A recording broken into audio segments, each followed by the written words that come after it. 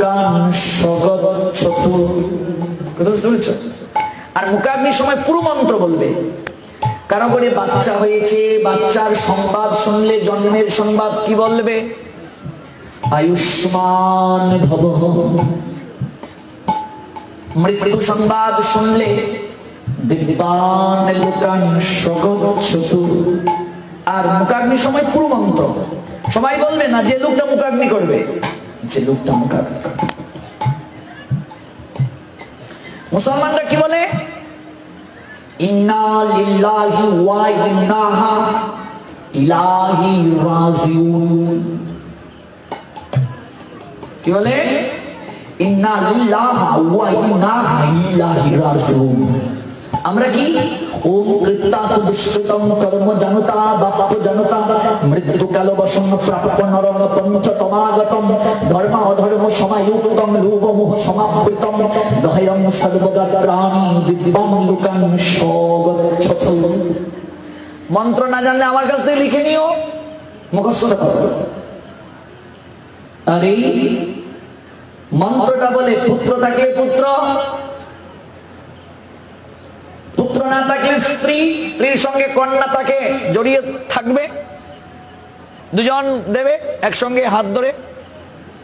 আর স্ত্রী যদি বলে না, কন্যাকে তুমি দাও মা, কন্যা দেবে। পুত্রের অভাবে কন্যা দেবে, স্ত্রী দেবে। স্ত্রী কন্যা কেউ নাই, ভাই দেবে। ভাইও নাই, মরে গেছে, ভাইয়ের ছেলে দেবে। কিংবা ভাইয়ের ছেলের কাছেও প্রয়োজন নেই যেতে, কন্যার যদি সন্তান তাকে নাতি দেবে, দৌহিত্র দেবে। কেউ নেই, গোষ্ঠীর যে কেউ দিতে পারবে, গোষ্ঠীও নেই। এবার কি করবে? মনে করো কাকদ্বীপে একটা বেওয়ারিশ লাশ পাওয়া গেল, সমুদ্রে ভেসে এসেছে, নাম পরিচয় কিচ্ছু চিনো না। এবার গোষ্ঠী কে দেবে? না, আমি যে বলেছি উনি কি হাসছো? গোষ্ঠী যারা হবে কি করে? একটা লাশ পেয়েছো, গোষ্ঠী জানো না, কে দেবে? সনাতন ধর্মের যে কেউ দিলেই উদ্ধার হবে। এগুলো হচ্ছে বিধি। কিন্তু একটাকে লঙ্ঘন করে আরেকটায় যাওয়া যাবে না। তার নাম চিনো না, গোত্র চিনো না, কিচ্ছু চিনো না, কিন্তু তাকে অগ্নি দ্বারা সৎকার করলেই সে উদ্ধার প্রাপ্ত হবে। নাম গোত্র যখন জানবে না, বেওয়ারিশ লাশ, তার জন্য শাস্ত্রে আলাদা পদ্ধতি আছে। জেনে না জেনে তিনি হয়তো দুষ্কর্ম করেছেন, হয়তো না, করেছি আমরা দুষ্কর্ম। এই মুখ দিয়েছেন ভগবানের কথা বলবো, এই জিহ্বা দিয়েছেন কৃষ্ণ প্রসাদ গ্রহণ করব গৌর ব্রহ্মানন্দে। কিন্তু এই মুখ দ্বারা আমি আন কথা বলেছি, খারাপ কথা বলেছি, গালি দিয়েছি, মন্দ কথা বলেছি না? জীবনে কেউ আছে একটা লোক যে মন্দ কথা বলিনি? আমি অনেক বলেছি। গালি দাও নাই, গাল মন্দ করো নাই, বকা দাও নাই। জীবনে একটা লোক আছে এই জিহ্বা দ্বারা কৃষ্ণ প্রসাদ না গ্রহণ করে কত কিছু খেয়েছি, মদ খেয়েছি, কত কিছু খেয়েছি। এই সময়টাতে যদি নয়নের জল ফেলে বলে ভগবান মার্জনা করতে পারেন কি পারেন না? তিনি পঞ্চত্ব প্রাপ্ত হয়েছেন। দেহটা 5টা উপাদান দ্বারা তৈরি। এই দেহটা তৈরি করতে জলের প্রয়োজন হয়েছে। হয়েছে কি হয়নি? আগুনের প্রয়োজন হয়েছে, মাটির প্রয়োজন হয়েছে, বাতাসের প্রয়োজন হয়েছে। আর কি প্রয়োজন? মাটি, জল, জলেই তো পানি, আকাশ। অগ্নির প্রয়োজন হয়েছে, জলের প্রয়োজন হয়েছে, মাটির প্রয়োজন হয়েছে, আকাশের প্রয়োজন হয়েছে, বাতাসের প্রয়োজন হয়েছে।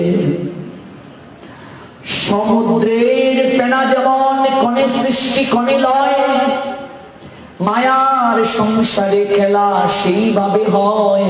কেহ নহে মাতা পিতা আত্মীয় স্বজন, সবাই ফেনার মতো থাকে অল্পক্ষণ।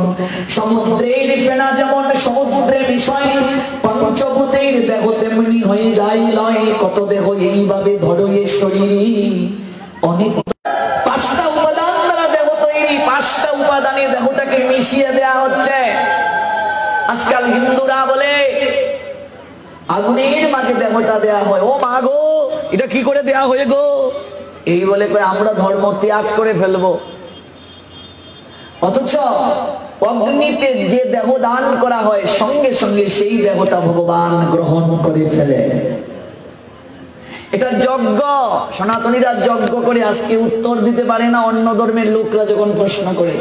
সবচেয়ে বিজ্ঞানসম্মত প্রক্রিয়া অগ্নিতে দেহ সৎকার।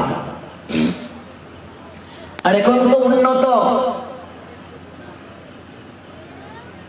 বড় বড় শহরগুলোতে দেখবে গ্যাসের চুলা ভেতরে ঢুকিয়ে দিলে কারেন্টে সুইচ অন, শেষ। আর এই দেহের এত বড়াই, এই দেহের এত গৌরব, কত কিছু করছি, কত কিছু বলছি, যা বলার নয় তাই বলছি, যা খাওয়ার নয় তাই খাচ্ছি, যে জায়গায় যাওয়ার নয় সে জায়গায় যাচ্ছি, কত কিছু করছি।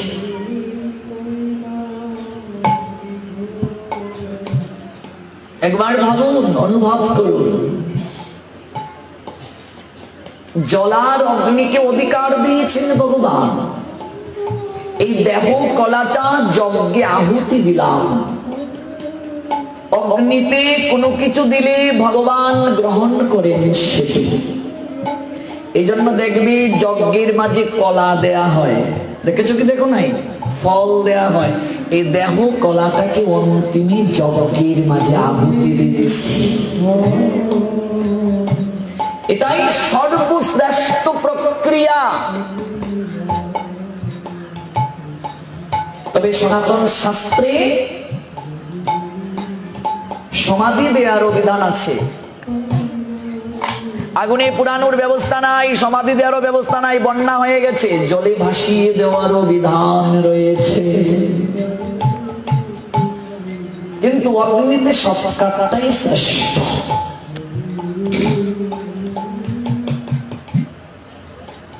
দেহ কলাকে যজ্ঞে আহুতি দেওয়া, পঞ্চভূতের মাঝে দেহটাকে আবার মিশিয়ে দেয়া। শ্মশান বন্ধুগণ, সৎকার্য করার পরে মাটির কলসি জল পূর্ণ করে কাদের মাঝে নেবে, আর 7টা পরিক্রমা করে চিতার মাঝে কলসিটা স্কন্ধ থেকে ফেলে দেবে। পিছনে ফিরে তাকাবে না, চলে যাবে।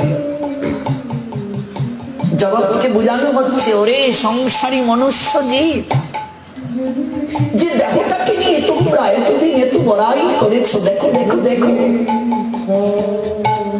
মাটির দেহ আজ ভেঙে খান খান হয়ে গেল। যাবি উড়ে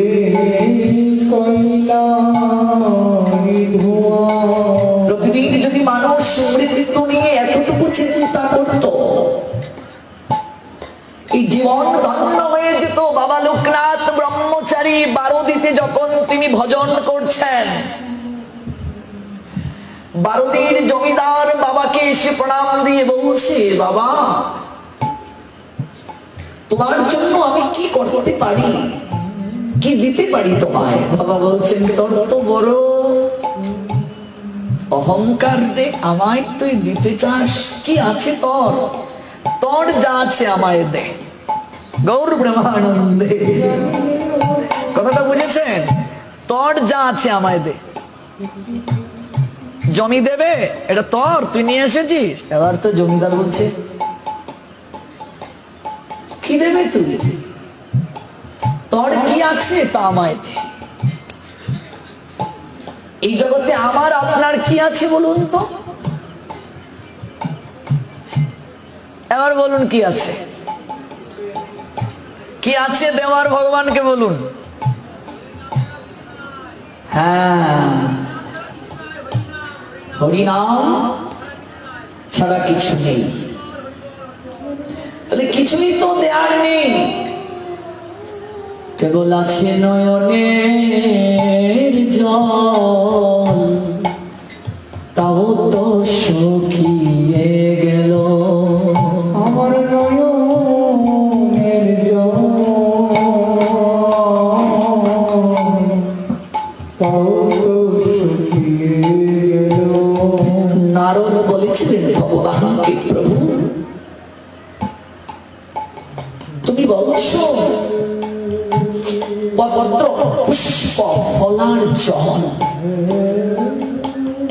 তোমাকে যদি কেউ প্রীতি সহকারে দেয় তুমি তার প্রীতি উপহার গ্রহণ করো।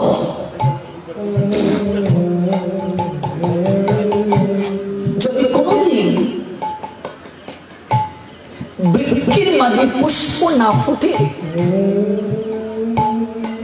কিংবা এমন এক জায়গায় যাওয়া হয়েছে প্রভু যেখানে কোনো পুষ্প নেই, তাহলে বলো না প্রভু তোমার সেবা কিভাবে প্রদান করব।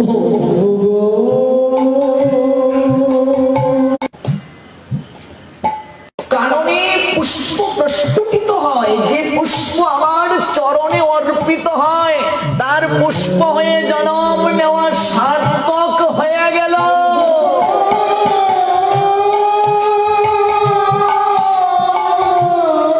দেখো পুষ্পের চূড়া হয়ে আমার গোপাল সোনার মস্তকে শোভিত হল, পুষ্পের মালা গোপালের গলে শোভা পেল, এই পুষ্পের জীবন ধন্য হলো।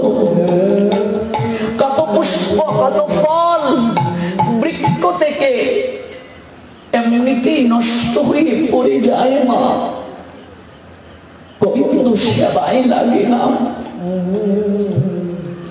কত মনুষ্য জীবন এমনিতেই নষ্ট হয়ে যায়, একটা দিনও এই বদনে কৃষ্ণ নাম করে না, সাষ্টাঙ্গে প্রণতি দিয়ে দুফুটা নয়নের জলে গোবিন্দের চরণ ধুইয়ে দেয় না।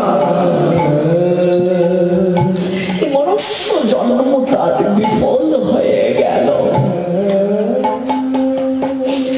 যদি পুষ্প না পাওয়া যায় নারু, একটি ফল,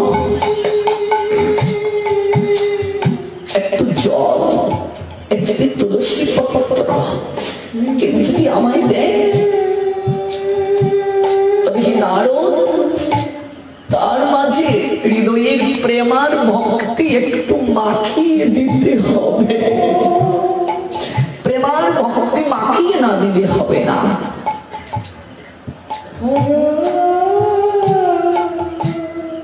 প্রভু যদি অর্থের অভাবে কেউ ফল কিনতে না পারে, তাহলে সে কেমন করে তোমার সেবা করবে? সামর্থ্য নাই ফল কেনার, সবজি কেনার, অন্ন কেনার। দেবর্ষি যদি কেউ সামর্থ্যহীন হয়, যদি এক গণ্ডূষ জলার একটি তুলসী পত্র প্রেমার ভক্তি মাখিয়ে আমার চরণে দান করে, তাহলে আমি সন্তুষ্ট হয়ে যাই সেই ভক্তের প্রতি। নারদ বলছে প্রভু তুমি এত করুণাময়। আরেকটি কথা প্রভু,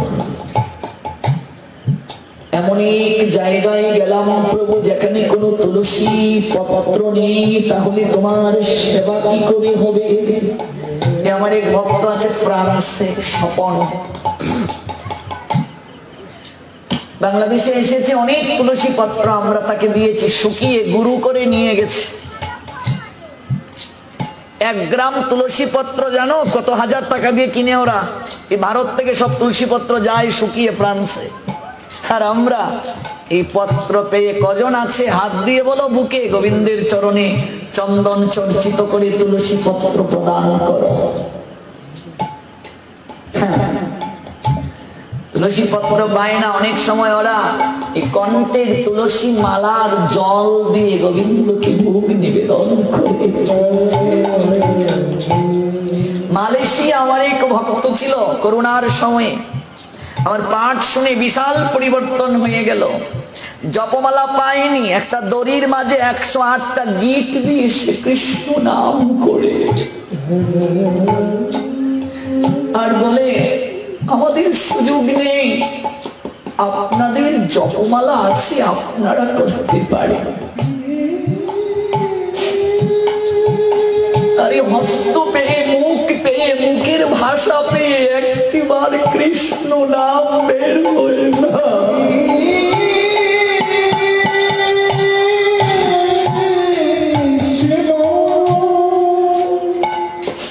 বুবা ব্যক্তি কথা বলতে পারে না, পঙ্গু চলতে পারে না, হাঁটতে পারে না, আর আমি তুমি এই বদন পেয়ে একটিবার নয়ন জলে প্রাণ ভরে কৃষ্ণ ডাকতে পারি না। তাহলে আমার আর বুবার মাঝে পার্থক্য কোথায় মা? পাইয়া মনুষ্য জন্ম রে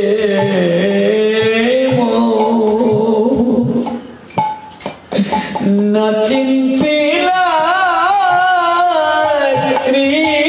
কৃষ্ণ কর্ম,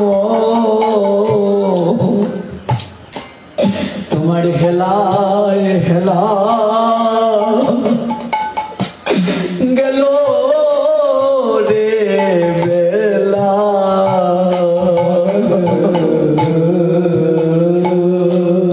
গৌর প্রেমানন্দে নষ্ট জন্ম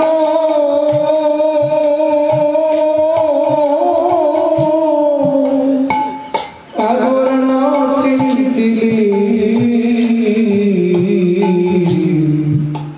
গোবিন্দ কর্ম অথবা হেলাই হেলা কাটাইলি বেলা।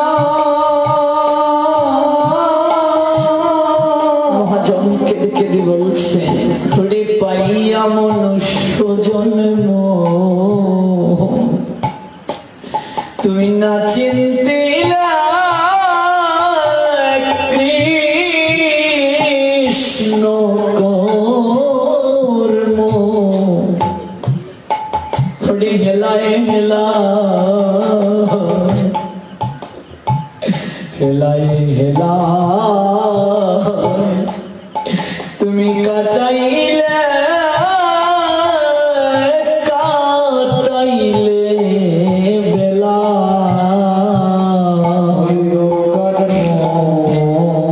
পাইয়া মনুষ্য জন্ম, এই জন্ম পেয়ে কৃষ্ণ কর্ম সম্পাদন করলে না, হেলায় হেলায় বেলা গেল।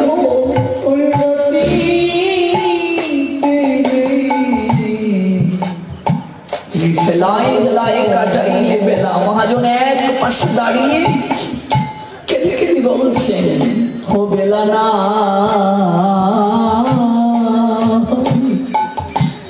বেলা না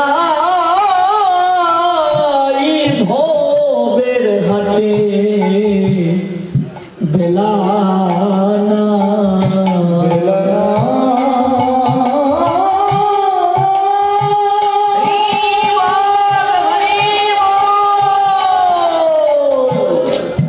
আমার জীবন বেলা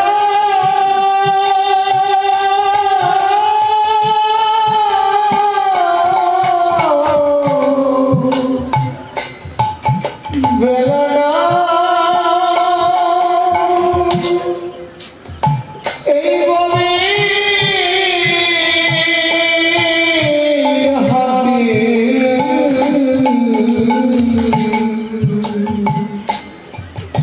বেলা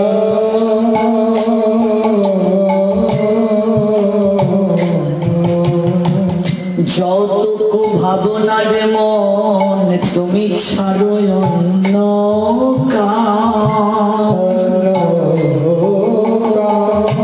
রে বদন গড়া একবার বলো কৃষ্ণ না।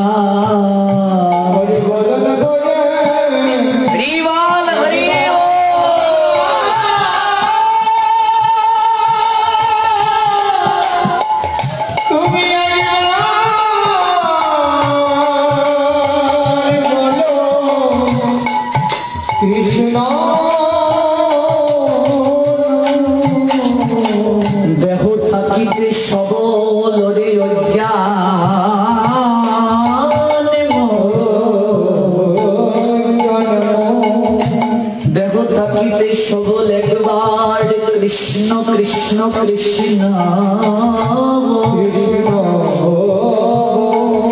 অঙ্গায় বাস হইলে সেদিন লইতে পারবে না। হইলে পারে এই বদলে কৃষ্ণ নাম লইতে পারবে না। যতক্ষণ ভাবলো না ছাড়ো অন্য কাম, দিবানিশি মুখে বলো হরিনাম। গেল দিন গণার দিন চলে গেল রে বাবা, শৈলে পদমে কৃষ্ণ নাম লইতে পারবে না। একটি তুলসী পত্র নেই। প্রভু তুমি কত করুণাময়, কত প্রশ্ন জগতের কল্যাণে তোমায় করলাম, তোমায় ঠেকানো গেল না। মনে মনে নারদ বলছে, ও প্রভু প্রভু আর একটা আমার জানার ইচ্ছে। আমার কি প্রশ্ন? দেবর্ষি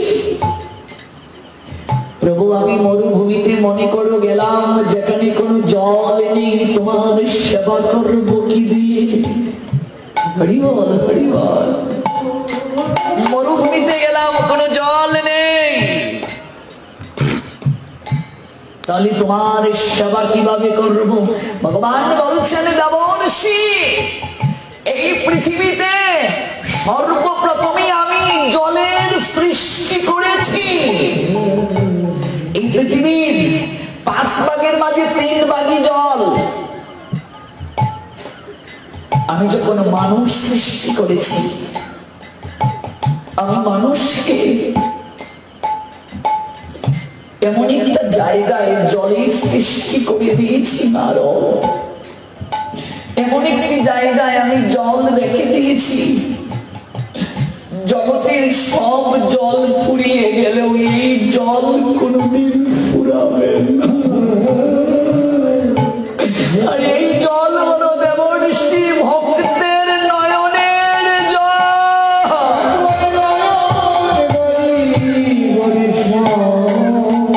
দাহ কার্য করে মাটির কলসি কাঠ থেকে ভেঙে চলে আসবে শ্মশান বন্ধু, কিচ্ছু দেওয়ার নেই। বাবা লোকনাথ ব্রহ্মচারী বললেন, তোর কি আছে, তুই আমায় দেবে? আমাদেরকে শাস্ত্র প্রশ্ন করলেন, কি আছে রে, আমায় দেবে? আমার যা আছে দেবার সম্বল, দুফুটা নয়নের জল, তাও তো আমার শুকিয়ে গেল। আমার যা ছিল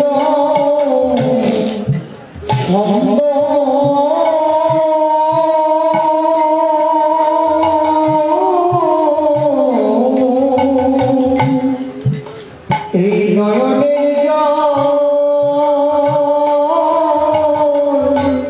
আমার তাও তো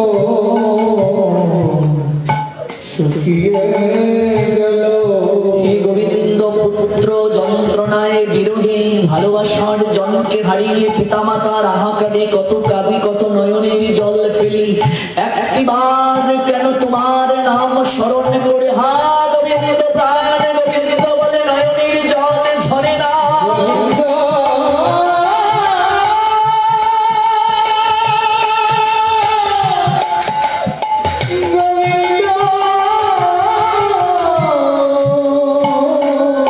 কত কষ্ট যন্ত্রণা পেয়ে কাঁদি গো মা, বলো একবার তো কৃষ্ণ বলে নয়নের জল ঝরে না। গৌরাঙ্গ বলে, নিত্যানন্দ বলে, হা গুরুদেব, হা রাধা রানী, হা বৈষ্ণব ঠাকুর, আমায় কৃপা করুন, এক্ষেত্রে তো আমার নয়নের জল ঝরে না। সচিমাকে আমার গৌর হরি বলেছিলেন, মা গো নিমাই বলে কেঁদো না মা, নিমাই বলে কাঁদলে নিমাই আসবে না, যদি কাঁদতে হয় একবার কৃষ্ণ বলে কাঁদো।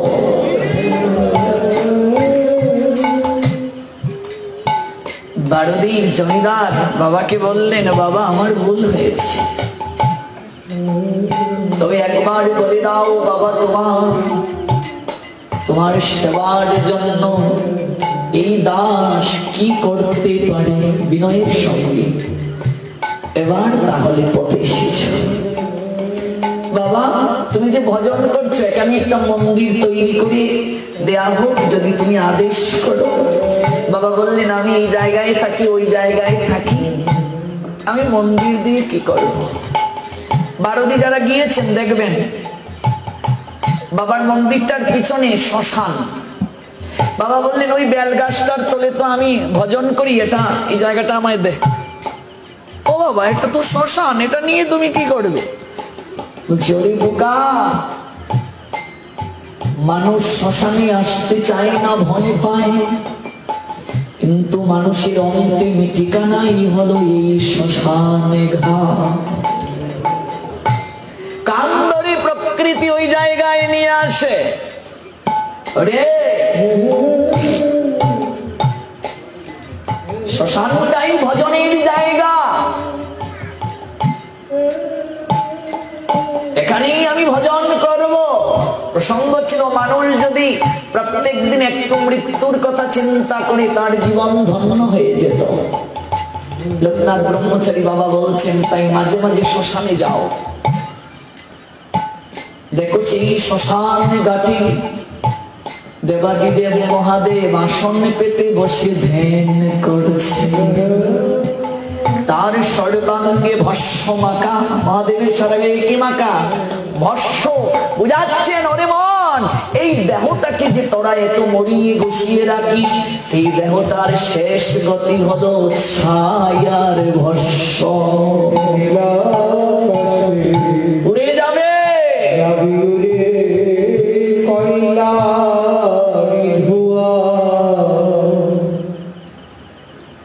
সেদিন জ্বালবে আগুন খোঁজে খোঁজে, মারবে বাড়ি হারে ভিটে। শেষের দিন একটু চিন্তা করো তো মা, ভাবো চোখটা বন্ধ করে। সেদিন পিঠে চামড়া যাবে, হরি বল হরি বল। উঠে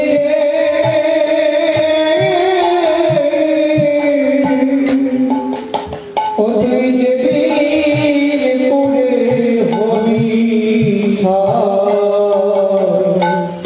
নীলাকাশে যাবি উড়ে কয়লায় ধোঁয়া।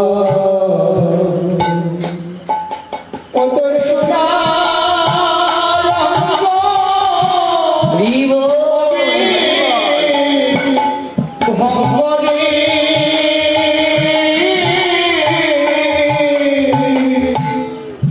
যেদিন পড়ে হবি নীলাকাশে যাবি উড়ে কয়লায় ধোঁয়া। ও তোর নীলাকাশে যাবি উড়ে কয়লায় ধোঁয়া। সোনার অঙ্গ পুরে ছাই হবে, এই দেহের গতি ভস্য ছাই। মৃত্যুর কথা যদি প্রত্যেক দিন মানুষ একটু করে চিন্তন করত, তার জীবন ধন্য হয়ে যেত। এই অগ্নিতে দেহকলাকে আহুতি দিচ্ছে, অগ্নির মাধ্যমে ভগবান সেটি গ্রহণ করছেন।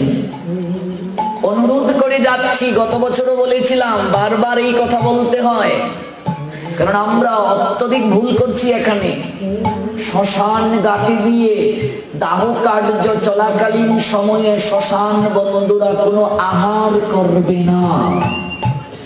জল গ্রহণ করবে না।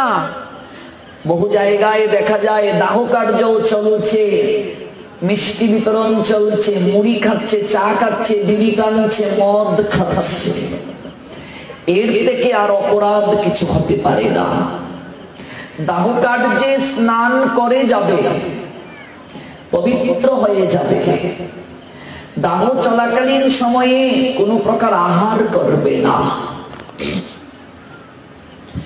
কেউ মারা গেলে, বাচ্চা হলে ঠাকুরের সেবা পূজা বন্ধ করবে না, নিত্যকর্ম বন্ধ হবে না।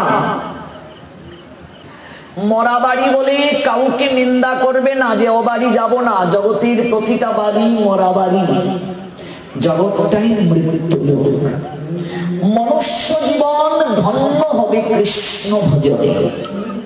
ত্রিকালদর্শী মুক্ত মহামানবের এই তিরুদান তিথি উপলক্ষে যে অনুষ্ঠান, এই জগতে যার আগমন হয়েছে তাকে বিদায় নিতে হবে। বাবা যেমন লীলা সম্পাদন করে বিদায় নিয়ে চলে গেলেন, ভক্তদের অশ্রু জলে ভাসিয়ে, নয়নের জলে ভাসিয়ে, আমরাও যে এই জগতে এসেছি ভাববো না যে মৌটুসি পাট্টা নিয়ে বসে থাকবো। আমাদেরকেও একদিন বিদায়ের পথে হাঁটতে হবে। এই 5 দিবস ব্যাপী ভাগবত যজ্ঞের উপসংহারে এই গভীর তত্ত্বটি হৃদয়ে লালন করে যাব। মৃত্যু নামক চূড়াক্ষস পিছনে ধেয়ে আসছে। কখন জানি আমায় ছুবল দেবে, কখন জানি আমাকে ছুবল দিয়ে এই ভবের লীলাকে সাঙ্গ করে দিয়ে দেবে। তাই প্রত্যেক দিনই মৃত্যুর জন্য আমাদের প্রস্তুতি নিতে হবে। মনে রাখবে, একটা দিন চলে যাওয়া মানে আমার জীবন থেকে একটা দিন চলে গেল, একটা দিনের মৃত্যু হয়ে গেল আমার। পরীক্ষিত মহারাজ 7 দিন জানলেন তার জীবন প্রদীপ জ্বলবে। আমরা কিন্তু জানি না এই বেশ আসন থেকে উঠতে পারবো কিনা, বাড়ি ফিরে যেতে পারবো কিনা। কাজে এই কলিযুগে একমাত্র ভাগবত শ্রবণই পারে আমাদের মৃত্যু থেকে পরিত্রাণ দিতে। যে অনুরোধটি প্রদান করে শেষ করব, কলিযুগে অশ্বমেধ যজ্ঞ নিষেধ, গুমেধ যজ্ঞ নিষেধ, দেবরীর দ্বারা সন্তান উৎপাদন নিষেধ। চতুর্থ নিষেধটি অত্যন্ত গুরুত্বপূর্ণ, শ্রাদ্ধে মাছ মাংস নিষেধ। মাছ মাংসের শ্রাদ্ধে গিয়ে যদি কেউ খায়, এই ব্যক্তি জীবন দশায় যে পাপ করে গিয়েছে সেই পাপের একটা অংশ সে বহন করে নিয়ে আসবে। কোথায় আছে? ভাগবত 7ম স্কন্ধ 15তম অধ্যায় 7 নম্বর শ্লোক। বাড়িতে গিয়ে দেখবে ভাগবতটা খুলে। ভাগবত 7ম স্কন্ধ 15তম অধ্যায় 7 নম্বর শ্লোক। ন দদ্দাত আমিষং শ্রাদ্ধে ন চাদ্দাত ধর্ম তত্ত্ববিদ মুন্নৈ নৈষেত পরাপ্রীতিরিয়তান প্রসহিংসয়া। শ্রাদ্ধে আমিষ করবে না। গয়াতে পিণ্ডদান করে অনেকে এসে মাছ দিয়ে মানুষকে খাওয়ায়। ওদের মতো মূর্খ আর জগতে কেউ নাই। গয়াতে পিণ্ডদান করলো বাবার আত্মার শান্তিতে, আর এখানে এসে মাছ দিয়ে খাইয়ে বাপকে আবার নরকের দিকে নিয়ে গেল। এই কুসংস্কার থেকে বের হও, এই পাপ কার্য থেকে বের হও। সমাজ রক্ষা করব, তাই মাছ যারা খায় একদিকে মাছের রান্না, নিরামিষ যে খায় একদিকে নিরামিষ রান্না। এগুলো হচ্ছে 2 নৌকায় পা দেওয়া। 2 নৌকায় পা দিলে কেউই থাকবে না, জলে ডুবে মরবে। এই জন্য শ্রাদ্ধকে কেন্দ্র করে কখনো মাছ মাংস হবে না। শ্রাদ্ধে এক সময় চিরাদধিরই ব্যবস্থা ছিল, অন্নের ব্যবস্থাই ছিল না। আমরা দিন দিন এগুলো প্রবর্তন করেছি। এই ক্ষেত্রে সাত্বিক আহার করো। শ্রাদ্ধে পিণ্ড দিয়ে এসে প্রত্যেক বছর বছর আর পিণ্ড দেওয়ার দরকার নেই।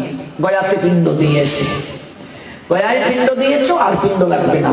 যে তিথিতে মারা গিয়েছে ওই তিথিটাতে কেবল একটু হরিবাসর দাও।